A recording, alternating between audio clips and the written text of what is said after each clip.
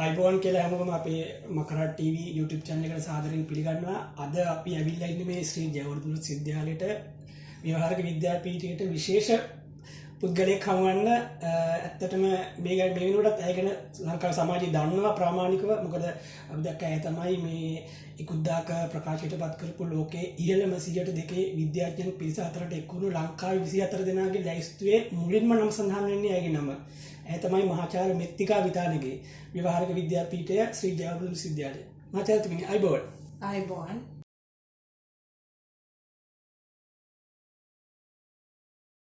ඔව් මම උඩහමුල්ලේම තමයි මගේ ගම. මම උඩහමුල්ලේ ශ්‍රී සිද්ධාර්ථ මහාවිද්‍යාලයට තමයි කුඩා කාලේ අධ්‍යාපනය සඳහා යොමු වුණේ. ඒ පාසල තියෙන අපේ ගෙදර ඉඳන් මීටර් 100ක් විතර එපිටින්. ඉතින් මේ පාසලේ මම ශිෂ්‍යත්වය වෙනකන් අධ්‍යාපනය හැදෑරුවා. මේ සිද්ධාර්ථ මහාවිද්‍යාලයෙන් මම ශිෂ්‍යත්වය සමත් වෙලා 5 වසරේ එතකොට තිබුණේ 6 ශිෂ්‍යත්වය සමත් වෙලා කොළඹ දේවි බාලිකා විද්‍යාලයට ඇතුළත් වුණා. ඒක තමයි මගේ කුඩා කාලයේ අධ්‍යාපන කටයුතු. ඒ අතරතුර මම පාසලේදී ගොඩක් ක්‍රීඩා සම්බන්ධ කටයුතු වල නිරත වුණා. විශේෂයෙන්ම පැසිපන්දු ක්‍රීඩාව, දුර දිවීම මීටර් 3000 මීටර් 1500 මේ ආදී ක්‍රීඩා වලින් මම ජාතික ජයග්‍රහණ පවා ලබාගෙන තියෙනවා. ඔය විද්‍යාවට මම එච්චරම ලැබිකමක් ඉගෙන ගන්න මම ගොඩාක් ලැබිකමක් දැක්ුවේ නැහැ පොඩි කාලේ. නමුත් ක්‍රීඩාවට තමයි වැඩිපුර නැඹුරුතාවයක් දැක්ුවේ. ඉතින් ක්‍රීඩා කුසලතාවලින් මම ජාතික මට්ටමේ ජයග්‍රහණ හිමි කරගෙන තියෙනවා පාසල් කාලේ.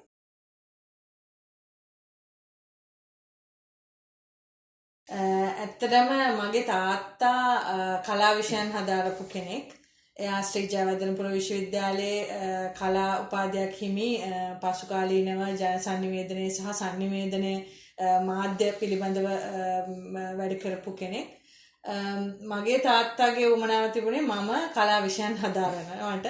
මොකද එතකොට එයාට මට උදව් කරන්න පුළුවන්කම තියෙන හින්දා. නමුත් ඒ කාලෙත් දැන් කාලේ වගේම තමයි කලා විෂයන් හදාරන අයට ගොඩාක් දුෂ්කරතා තියෙනවා. ඒගොල්ලන්ට රස්සාවල් වල දුෂ්කරතා තියෙනවා. ඒ වගේ ගොඩාක් ප්‍රශ්න ගැටලු තියෙනවා. ඉතින් මගේ අවශ්‍යතාවය තිබුණේ ඇත්තටම මට උවමනාව තිබුණේ අපේ පාසලේ ගොඩක් විද්‍යා විෂයන්ට ප්‍රචලිත පාසලක්. ඉතින් විද්‍යා විෂයන් හදාරන්න තමයි මගේ නැඹුරුව තිබුණේ. ඒ හින්දා මම ඉතින් තාත්තට විරුද්ධව ගිහිල්ලා ඒ අවස්ථාවේ විද්‍යා විෂයන් තෝරගත්තා.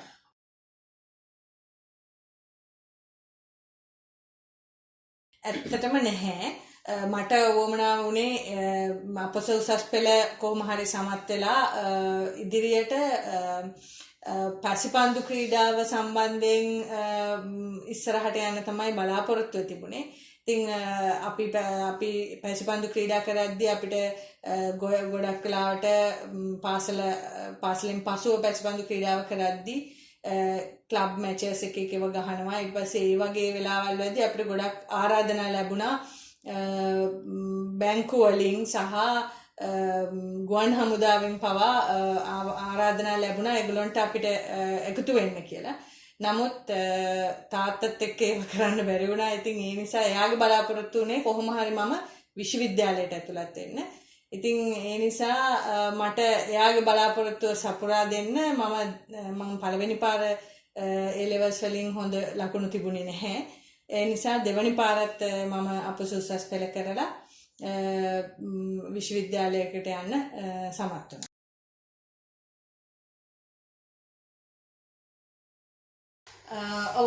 පාසලේදී මට ගුරුභාවතුන් කීප දෙනෙක් අපි සබ්ජෙක්ට්ස් 4ක් A level වලට ඉගෙන ගත්ත අය. ඉතින් සමහර විෂයන් මට උගන්වපු ගුරුභාවතුන් දැන් මේ වෙනකොට ජීවතුන් අතර නැහැ.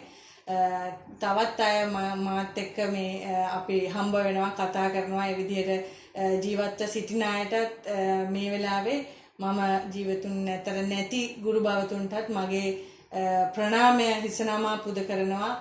මං වෙනුවෙන් ඒගොල්ලන් කැප කරපු කැපකිරීම මං හිතනවා අපරාධ වෙලා නැහැ.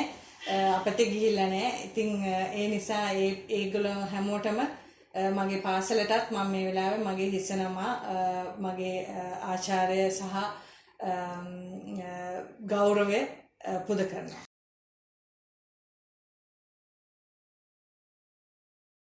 මම විශ්වවිද්‍යාලයට ඇතුළත් වුණේ මුලින්ම 1998 නොවැම්බර් මාසේ. මම ඇත්තටම සමත් වුණාට විශ්වවිද්‍යාල ප්‍රවේශය ලබා ගන්න ජයවර්ධනපුර විශ්වවිද්‍යාලයට මට උවමනාව තිබුණා අලුත් විෂයන් හදාරන්න උත්සාහයක් තමයි මගේ ගාව තිබුණේ. ඒකටත් අමතරව ගොඩක් වෙලාවට මේ ගොඩක් විශ්වවිද්‍යාල විශේෂයෙන්ම ජයවර්ධනපුර විශ්වවිද්‍යාලය වගේ ගොඩක් ස්පෝර්ට්ස් වලට ප්‍රචලිතයි. ඉතින් බාස්කට්බෝල් එහෙම මෙහෙත් තිබුණා. ඉතින් මේකට ගියොත් මම ආපහු බාස්කට්බෝල් ගහලා අධ්‍යාපන කටයුතු අඩාල වෙයි කියලා මගේ ගාවත් පොඩි සැකයක් තිබුණා. ඉතින් ඒ නිසා අලුත් විෂයන් දැකපු සබරගමු විශ්වවිද්‍යාලයට මම අයදුම් කරලා UGC එකට ලියලා තමයි ඇතුළත් වුණේ. ඒකෙදි මම ස්වාභාවික සම්පත් කියන විෂය තමයි හදාරන්න මම තෝරගත්තේ. ව්‍යවහාරික විද්‍යාපීඨයේ තිබුණේ ඒ වෙනකොට තිබුණේ බුත්තල සබරගමු විශ්වවිද්‍යාලයේ මව් විශ්වවිද්‍යාලයේ තිබුණේ බෙලිහුල්ලොය. ඉතින් අපිට ගොඩක් අඩුපහසුකම් තමයි ඒ කාලේ තිබුණේ මේ මොකද දෙවනි කණ්ඩායම තමයි අපි සබරගමු විශ්වවිද්‍යාලයට ඇතුළත් වුණේ. ඉතින් ඒ මතින් අපි ගොඩක් සන්තෝෂෙන් මොකද බොහොම පොඩි දෙනයි අපේ බැච් එකේ හිටියේ. නොයෙකුත් යූනියන් වල වැඩ කරගෙන ඊට පස්සේ ස්පෝර්ට්ස් ක්‍රීඩා කටයුතු වල නිරත වෙලා මට ඉන්ටර් යුනිවර්සිටි ගේම්ස් වලට කලර්ස් ඉඳන් හම්බ වෙලා තිනවා වර්ණ ලැබිලා තිනවා. ඉතින් මේ විදිහට අධ්‍යාපන කටයුතුත් ඉතාම හොඳට කරගෙන ගියා.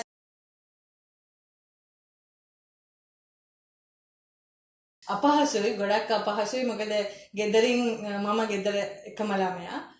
එතකොට ගෙදරින් පිට මම ඉන්නවා කියන්නේ ගොඩ ලොකු කාලයක් යනවා බුත්තලට යන්න කොළඹ ඉඳලා පැය 8ක් විතර කාලයක් ඒ දවස්වල ගත වෙනවා. ඉතින් ඉක්මනට ගෙදර එන්න ඕනේ කියලා හිතුණත් ගෙදර ඒ ගන්න වෙලාවක් නැහැ. අනිත් එක බුත්තල ප්‍රදේශයේ අපිට හැම වෙලාවෙම ලැබෙන වතුර ලැබෙන්නේ. ඉතින් ඒවා බොන්න අපහසුයි. අපිට හොඳ කෑම ලැබුණේ නැහැ. මොකද අපිට තිබුණ කැන්ටින් එක බොහොම අමාරුවෙන් දුවපු කැන්ටින් එකක් ඒ දවස්වල තිබුණේ. ඉතින් ඒ වගේ දේවල් ගොඩක් තිබුණා. යාළු මිත්‍රයෝ නැහැ. අඩුයි මෙහෙ මගේ පාසල් කාලේ යාළු මිත්‍රයෝ එහෙ නැහැ. ඉතින් ඒ වගේ ගොඩක් දුෂ්කර ජීවිතයක් ගත කරා. නමුත් ඒ ප්‍රදේශය හරිම සුන්දරයි. ඒ ප්‍රදේශයේ ගොඩක් දේවල් තියෙනවා අපිට දකින්න, ඉගෙන ගන්න. මිනිස්සු ඒ ප්‍රදේශයේ ඉන්න ජීවත් වෙන මිනිස්සුන්ගෙන් අපිට ඉගෙන ගන්න ගොඩක් දේවල් තියෙනවා. ඉතින් මම කරේ හැම නිදහස් වෙලාවල් හැම එකකදීම මම උත්සාහ කරා වටේ පිටේ ඇවිදින්න, බදුල්ලට යන්න, දුම්හිඳ බලන්න යන්න, නැත්නම් දියලු මෑල්ල බලන්න යන්න. ඔය ආදී ගොඩක් වටපිටාව ගොඩක් සුන්දර පරිසරයක් තියෙන මාලිගාවිල යන්න පුළුවන්. ඉතින් ඔය විදිහට ඇවිදලා සන්තෝෂෙන් කාලය ගත කරා.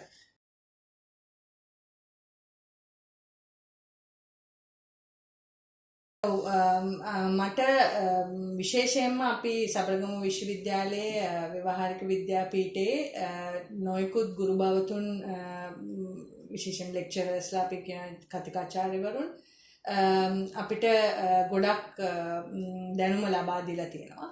මෙතනදී මම මතු කරන්න ඕන විශේෂම දෙයක් තමයි මේ සබරගමු විශ්වවිද්‍යාලයේ තියෙන ස්වාභාවික සම්පත් අධ්‍යයනාංශයේ තියෙන ඉතාමත් වැදගත් කාරණාවක් තමයි ඒ කාලයේ මම ඒ කාලය ගැන තමයි මේ කතා කරන්නේ. මම දන්නේ දැන් කොහොමද ඒ තත්ත්වය කියලා.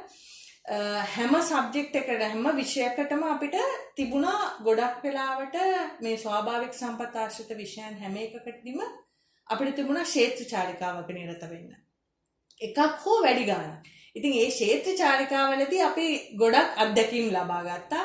සහ විනෝදයෙන් අපිට කාලය ගත කරන්න උනත් පුළුවන්කම ලැබුණා. මේ ක්ෂේත්‍ර චාරිකාවන් හැම වෙලාවෙදිම සංවිධානය කෙරුණේ ගොඩක් වෙලාවට සංවිධානය කෙරුණේ වෙනත් විශ්වවිද්‍යාලයක කතිකාචාර්යවරයෙක් හෝ වරියක් සමග, ඒ කියන්නේ මහාචාර්යවරයෙක් හෝ වරියක් සමග. ඉතින් එතකොට අපිට තවත් විශාල දැනුම් සම්භාරයක් ලබා ගන්න පුළුවන් වුණා ඉන්ටරැක්ට් වෙන්න පුළුවන් වුණා ඒගොල්ලොත් එක්ක වෙනත් විශ්වවිද්‍යාලවල කොහොමද කටයුතු වෙන්නේ අපේ විශ්වවිද්‍යාලේ කොහොමද මේ ආදී වශයෙන් මහාචාර්යවරු ලංකාවේ තාමත් ප්‍රසිද්ධ මහාචාර්යවරයන් එක්ක අපිට දැනුම බෙදා ගන්න පුළුවන් වුණා අතරම් දැනුම ලබා ගන්න පුළුවන් වුණා ඉතින් ඒ වෙලාවේ මම සිහිපත් කරන්න ඕනේ විශේෂයෙන්ම මහාචාර්ය රෝහණ චන්ද්‍රජිත් එතුමා තමයි මට මේ පර්යේෂණ ක්ෂේත්‍රයේ මුලකුරු ටික කියලා දුන්නේ සහ මහාචාර්ය මහින්ද රූපසිංහ මහත්මයා මේ දෙපළ තමයි මට මුල් මේ අඩිතාලම යොදා දුන්නේ මේ පර්යේෂණ ක්ෂේත්‍රයේ මම ඒ දිගින් දිගටම මහාචාර්ය රෝහණ චන්ද්‍රජිත් මහතාගේ පසුපසින් ගිහිල්ලා මගේ පශ්චාත් උපාධිය පවා එතුමා තමයි සුපර්වයිස් කරේ. ඉතින් මේ අවස්ථාවේ මම එතුමාට මගේ ප්‍රණාමය පුද කරන්න කැමතියි.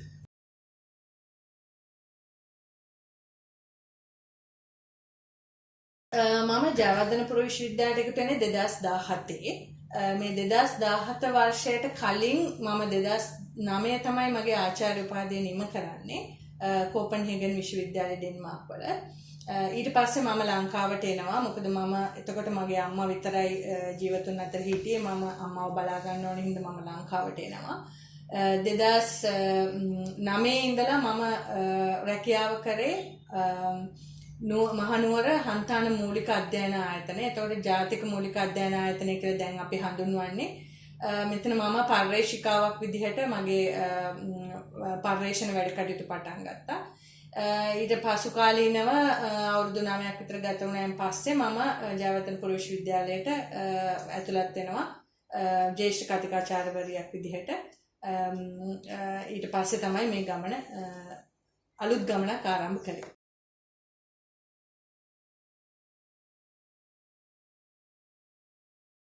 ගොඩක් සන්තෝසයි. මෙතෙන්දි මම කියන්න ඕන දෙයක් තියෙනවා මේක මේ අපි මේ වගේ දේවල් ලබා ගන්නේ නිකම් උදේ 8 ඉඳලා හවස 4 වෙනකම් වැඩ කරලා නෙමෙයි. මේකට අපි ගොඩාක් කැපකිරීම සිද්ධ කරනවා. සමහර වෙලාවට අපි ලැබ් එකේම නිදාගත් අවස්ථාවක් තියෙනවා. සමහර වෙලාවට ලැබ් එකේ මුළු රෑම අපි පර්යේෂණ දත්ත ලබා ගනිමින් ගත කරන වෙලාවල් අනන්තවත් තියෙනවා. ඉතින් ඒ හින්දා මේ පර්යේෂණ සියල්ලටම දායක වෙච්ච තව ගොඩක් පිරිස ඉන්නවා. මම තනියෙන් නෙමෙයි මේ පර්යේෂණ කරන්නේ. මගේ සිසු දරුවෝ ඊට පස්සේ මගේ අනික් සහෝදරයෝ ඒගොල්ලොත් මේ පර්යේෂණ හැම එකකටම දායක වෙනවා. ඉතින් මේක කණ්ඩායම් වැඩක් තමයි මේ කරන්නේ. ඉතින් මේ කණ්ඩායම් ක්‍රියාකාරකමේ එක අවස්ථාවක තමයි මේ අපිට මේ විදිහට මේ අපව රෑන්ක් කරන්නේ ලෝකයේ හොඳම විද්‍යාඥයෝ 102 හොයන එක පිළිබඳව. ඒ වගේ රෑන්කින් තව ගණනාවක් තියෙනවා. තව එක රෑන්කින් එකක් තියෙනවා. ඒ සයිවැල් කියලා ඒත් එල්සිවිය ස්කෝපස් කියලා ආයතනයෙන්ම කරන ඒතර ඒ මේ රෑන්කින් එකේ මම ඒත් ලංකාවේ ප්‍රථම ස්ථානයේ පසු වෙනවා ස්වාභාවික සම්පත් සහ පරිසර විද්‍යාව කියන විෂය පිළිබඳව.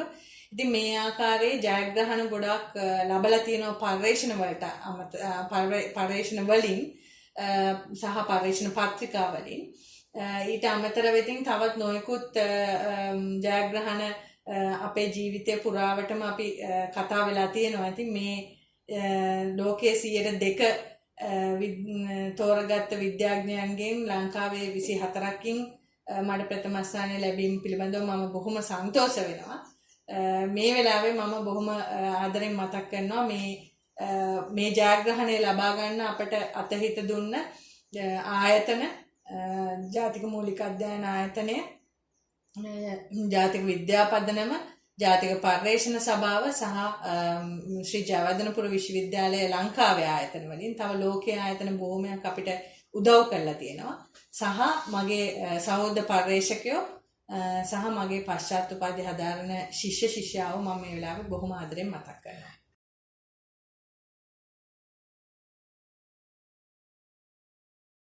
දැන් මේ ජයග්‍රහණය අපි ගැන කතා කරන්නේ 2020 වසරේ අපි කරපු පර්යේෂණ වලින් එළි දක්වපු පර්යේෂණ පත්‍රිකා වලින් තමයි මේ ජයග්‍රහණය අපිට ලැබිලා තියෙන්නේ. ඉතින් ඒකෙදී මම පර්යේෂණ වර්ග කීපයක් කරගෙන යනවා. එකක් තමයි පස ආශ්‍රිතව පසේ ක්‍රියාකාරීත්වය පසේ රසායනය පිළිබඳව පර්යේෂණ කරගෙන යනවා. විශේෂයෙන්ම ජෛව අඟුරු භාවිතා කරලා. ඊට අමතරව ජෛව අඟුරු භාවිතා කරලා වතුර පිරිපහදු කරන්නේ කොහොමද? වතුරේ තියෙන දූෂක අපි දන්නවා බැරලෝහ තියෙනවා, ඇන්ටිබයොටික්ස් ප්‍රතිජීවක වගේව තියෙනවා, පෙස්ටිසයිඩ් ඒ කියන්නේ එතකොට කෘමිනාශක වල්නාශක තියෙනවා. මේ ආදී වශයෙන් තියෙන ඒවා අයින් කරන ඒවා පිළිබඳව මගේ පර්යේෂණ යනවා. ඊට අමතරව තියෙනවා අපි කුණු කඳු ආශ්‍රිත පර්යේෂණයක් සිදු කරනවා. හඳුනා නොගත් වකුගඩු රෝගය පිළිබඳව අපි පර්යේෂණ සිදු කරනවා. සහ මයික්‍රෝප්ලාස්ටික් පසේ සහ ජලයේ තියෙන මයික්‍රෝප්ලාස්ටික් පිළිබඳවත් අපි පර්යේෂණ කරනවා. ඉතින් මේ පර්යේෂණ සියල්ලේම එකතුව තමයි මේ 2020 අපි පර්යේෂණ පත්‍රිකා එළි දැක්ුවේ. ඒ 2020 අපි පර්යේෂණ පත්‍රිකා දැනට මට මතක විදිහට 20කට අධික සංඛ්‍යාවක් අපි එළි දක්වලා තියෙනවා. ඒ පර්යේෂණ වලට තමයි මේ රෑන්කින් එක හම්බුනේ.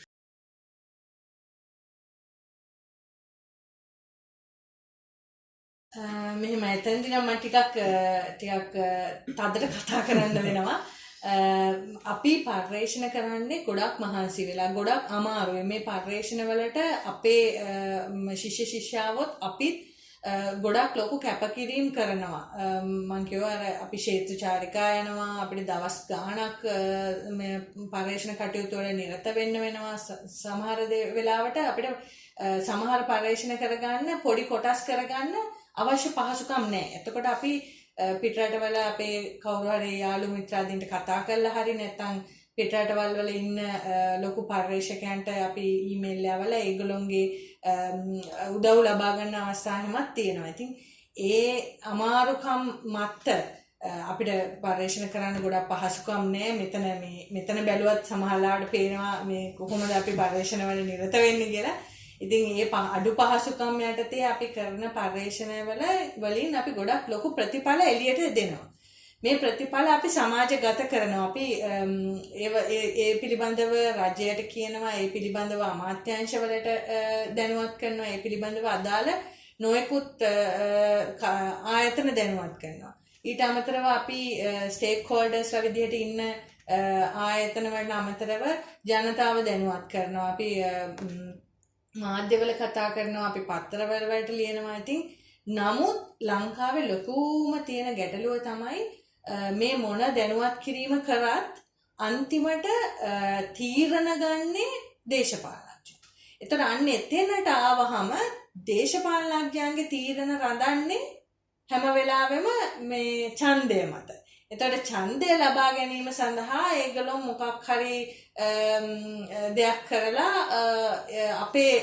අපේ සොයා ගැනීම අතපසු කරලා ඒවා අමතක කරලා ඒවා ඒගොල්ලන්ට වැඩක් නැති වෙනවා ඒ අවස්ථාවේදී. මොකද ඒගොල්ලොන්ගේ බලාපොරොත්තුව වෙනත් එකක් හින්දා. ඉතින් ඒගොල්ලොන් ඒවෙන් කිසිම ප්‍රයෝජනයක් ගන්නෙ නැහැ. මොකද දේශපාලනඥයෝ තමයි තීරණ ගන්නෙ දැන් ලංකාවේ තත්ත්වය බැලුවහම. ඉතින් ඒ නිසා අපි කරන පර්යේෂණවල සමහර පර්යේෂණවල දත්තවල කිසි වටිනාකමක් නැති වෙලා යන අවස්ථා අපි දැකලා තියෙනවා. සමහර වෙලාවල් වලට හැබැයි මේ අදාළ ආයතන බලනවා කොහොම හරි පුළුවන් හැකි උපරිමෙන් මේ පර්යේෂණ දත්තත් එක්ක ඒගොල්ලොන්ගේ ක්‍රියාකාරකම් වෙනස් කරලා ඒගොල්ලොන්ගේ ක්‍රියාකාරකම් හරිගස්සගෙන ඉස්සරහට ගෙනියන්න. ඉතින් ඒ වගේ අවස්ථා දෙකක්ම අපිට දකින්න හම්බ වෙනවා. නමුත් ගොඩක් වෙලාවට සමහරව අහනවත් අපෙන් මේ පර්යේෂණ පත්‍රිකා මොකටද ඒක ලිබ්බොක්කට දාන්නද ඒ වගේ දේවලු තහන වෙලාවල් තියෙනවා. නමුත් අපි විද්‍යාඥයෝ අපි පර්යේෂණ පත්‍රිකා වලින් හරි පර්යේෂණ කරලා හරි දත්ත එළියට නිකුත් කරාම ඒක අපි දැනුවත් කරාම ඒක හරියට ලබාගෙන මේ ක්‍රියාදාමයේ ඉස්සරහට ගෙනියන්න ප්‍රතිපත්ති වෙනස් කරන්නේ නැත්නම් ප්‍රතිපත්ති සකස් කරන්නේ නැත්නම් එතනදී ඉතින් අපිත් ඇත්තටම අසරණ වෙනවා. අපිට ඇත්තට කනගාටුවක් ඇති වෙනවා. අපි මෙච්චර මහන්සියෙන් කරපු පර්යේෂණවල ප්‍රතිඵල හරි විදිහට යොදවන්න මේ රජයේ හෝ ආයතනවල උත්සාහයක් නැති පිළිබඳ.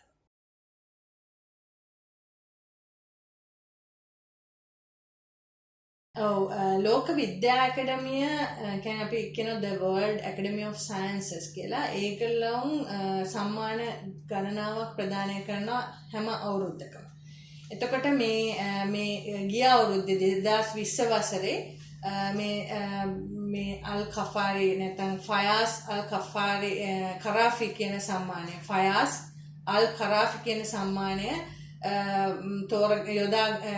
දෙන්න ඒගොල්ලෝ තෝරගන්නේ සාමාන්‍යයෙන් මේ science and technology lagging countries කියන විද්‍යා හා තාක්ෂණය අඩු පහසුකම් වල තියෙන රටවල් වලින් ඒගොල්ලෝ තෝරගන්නවා විද්‍යාඥවරියක්. ඉතින් ඒ විද්‍යාඥවරියට තමයි මම සුදුසුකම් ලැබුවේ මේ සම්මානය ලබා ගන්න. මේකේ අපිට තියෙන එක වැදගත්කමක් කියන්නේ දැන් සමහර සම්මාන වලට අපි අයදුම් කරලා අපි සම්මාන වලට ඒගොල්ලන් තෝරගන්න වෙලාවක් තියෙනවා. නමුත් මේ සම්මානයේදී අපිට අයදුම් කරන්න බෑ. වෙනත් අපේ ක්ෂේත්‍රයේ විද්‍යාඥයෙක් හෝ විද්‍යාඥවරියක් අපිව නාම යෝජනා ඉදිරිපත් කරන්න ඕනේ ඒගොල්ලන්ට. ඒගොල්ලන් මේ නාම යෝජනා අයදුම් පත්‍රය බලලා ඒකේ සුදුසුකම් සහ අපේ අනෙකුත් සුදුසුකම් දිහා බලලා තමයි ඒගොල්ලන් තීරණය කරන්නේ මේ සම්මානය කාටද දෙන්නේ කියලා. ඉතින් ලෝකේ රටවල් ගණනාවකින්ම මේකට ආයදුම් පත්‍ර නාම යෝජනා ඉදිරිපත් වෙලා තිබුණා. ඒකෙන් ඉතින් මාව තෝරගෙන තිබුණා මේක ලංකාවට ප්‍රථම වතාවට ලෝක විද්‍යා ඇකඩමියෙන් මේ හම්බ වෙච්ච මේ සම්මානය මේ ෆයාස් අල් කරාෆි කියන සම්මානය හම්බ වෙච්ච ප්‍රථම අවස්ථාව ලංකාවේ.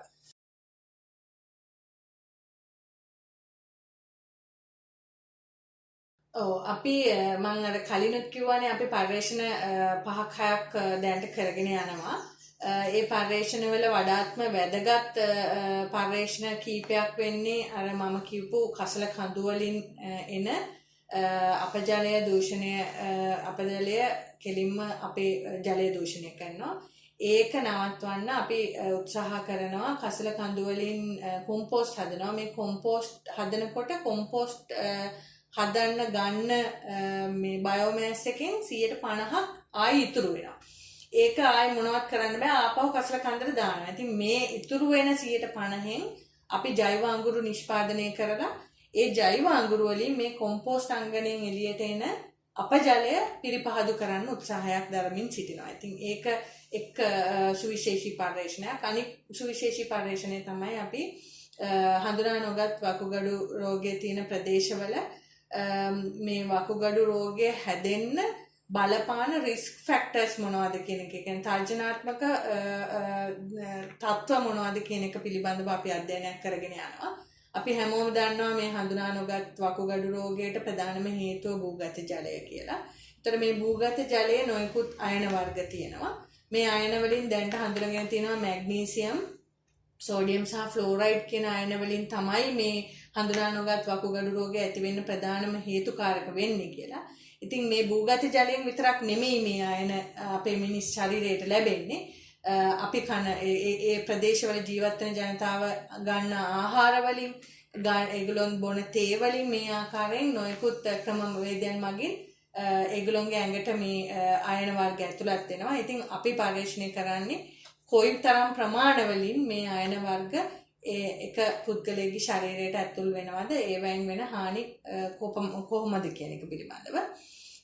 අනෙක් ඊට අමතරව එතනින් අපි කතා කරනවා සයනෝ බැක්ටීරියා සයනෝ ටොක්සින් කියන එක පිළිබඳව. ඊට අමතරව අපේ ලොකු පර්යේෂණයක් දැන්ට කෙරීගෙන යන්නේ මයික්‍රෝප්ලාස්ටික් ගැන. ඉතින් මයික්‍රෝප්ලාස්ටික් කියන එක කොම්පෝස්ට් වලිනුත් අපේ ඇග්‍රිකල්චර් ෆීල්ඩ්ස් වලට යනවා, කෘෂි බිම් වලට යනවා. ඊට අමතරව වතුරෙත් මයික්‍රෝප්ලාස්ටික් හම්බ වෙනවා. මේ මයික්‍රෝප්ලාස්ටික් වල අපි අධ්‍යයනය කරන්නේ මයික්‍රෝප්ලාස්ටික් වලට බැඳිලා නොයෙකුත් පරිසර දූෂක ගලාගෙන යනවා. ඉතින් ඒ පිළිබඳව තමයි අපි අධ්‍යයනය කරන්නේ. අනික් අවසාන පර්යේෂණ අපි සිද්ධ කරන්නේ අපි හැමදාම ආහාරයට ගන්නවා කොළ ಜಾති, පලා ಜಾති. එතකොට මේ පලා ಜಾති වවද්දී ඒ පලා ಜಾති වලට හැම වෙලාවෙම එකතු කරනවා කාබනික වගාව කියලා ඒගොල්ලෝ හඳුන්වන මේ කුකුල් වසුරු නැත්නම් කුකුල් පෝර කියලා අපි පාවිච්චි කරන දේවල්. ඒතර මේ කුකුල් පෝරවල ගොඩක් වෙලාවට අපිට දකින්න හම්බ වෙනවා හෝමෝන සහ ප්‍රතිජීවක ඖෂධ. ඉතින් ඒ ප්‍රතිජීවක ඖෂධ කොහොමද මේ පලාජාති වලට යන්නේ, ගමන් කරනවද, කොපමණ ප්‍රමාණ වලින් ගමන් කරනවද, ඒක නවත්වන්න අපිට මේ කුකුල් පෝරත් එක්ක ජෛව අඟුරු පාවිච්චි කරන්න පුළුවන්ද කියන එක පිළිබඳව අපි පර්යේෂණයක් කරගෙන යනවා. අද අපි කතා කළේ ලංකාවේ ප්‍රකට විද්‍යාඥවරියක් සමග මහාචාර්ය මිත්තිකා විතානගේ මැතිණිය සමග මකරා නිවුස් සහ නිවුස් කාස්ට් වෙබ්සයිට් එතන එතුමිය ලබා දුන් පළමු සමුඛ සාකච්ඡාව. ඔබතුමියට බොහොම ස්තුතියි.